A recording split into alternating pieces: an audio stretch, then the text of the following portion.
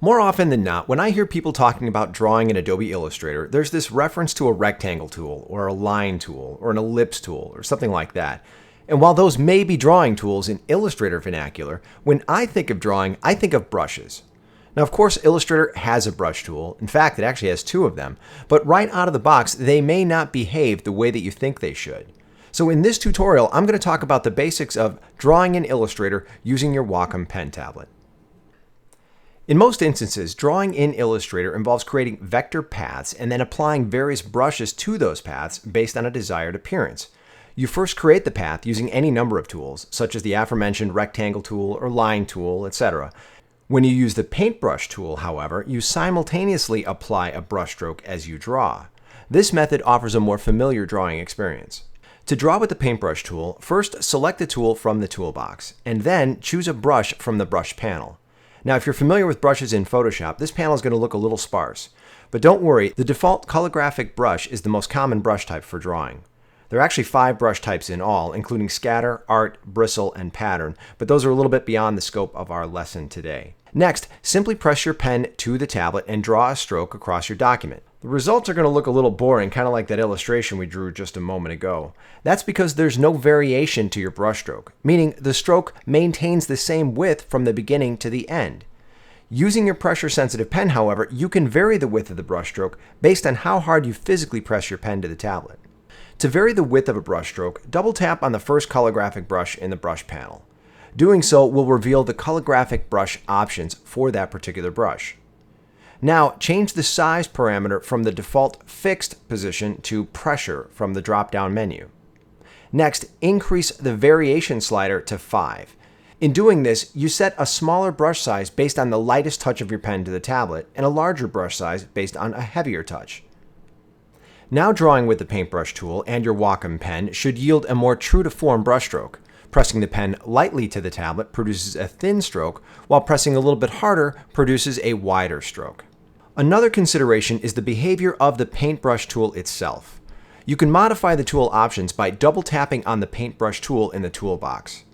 In the Paintbrush tool options dialog box, you can alter the fidelity and options. Fidelity controls the distance that you have to move your pen to add new anchor points to a path. This is determined based on a slider ranging from accurate to the left and smooth to the right. Accurate will yield more anchor points, while smooth delivers less. This setting is entirely based on your style of drawing, and for that I suggest that you experiment. Under Options, I recommend unchecking Fill New Brushstrokes and Keep Selected. Doing this will make your brush work a little bit more familiar. The Fill New Brushstrokes option applies a fill to the path as you draw. The Keep Selected option keeps the path selected when you've completed the stroke. After you make these adjustments, tap OK and give the Paintbrush tool another try.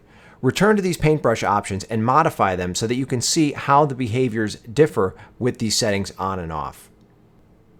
The Blob Brush tool is an exception to the standard method of creating paths. This tool creates outlined and filled shapes as you draw. In this way, the Blob Brush actually behaves more so like a brush than the Paintbrush tool, at least in a traditional sense. To draw with the Blob Brush tool, first select it from the toolbox. It can be found nested beneath the Paintbrush tool. Now, choose a brush from the brush panel. Next, simply press your pen to the tablet and draw a stroke across your document. As was the case with the Paintbrush tool, without enabling pressure, your stroke is going to look pretty boring. Similar to the Paintbrush, the Blob Brush tool can offer unique behaviors by adjusting its options. You can modify the tool options by double-tapping on the Blob Brush tool in the toolbox. In the Blob Brush tool options dialog box, you can adjust the following options. Keep Selected specifies that when you draw over a merged path, mind you with the same color, all paths are selected and then remain selected as you continue to draw. Merge Only with Selection specifies that new strokes merge only with an existing selected path. From a learning or just getting started perspective, I recommend leaving these two options unchecked. Similar to the Paintbrush tool, you can alter the fidelity option in the same way. These next set of options should be familiar to you as they work the same as the colorographic brush within the brush panel, except this time the adjustments apply to the tool itself.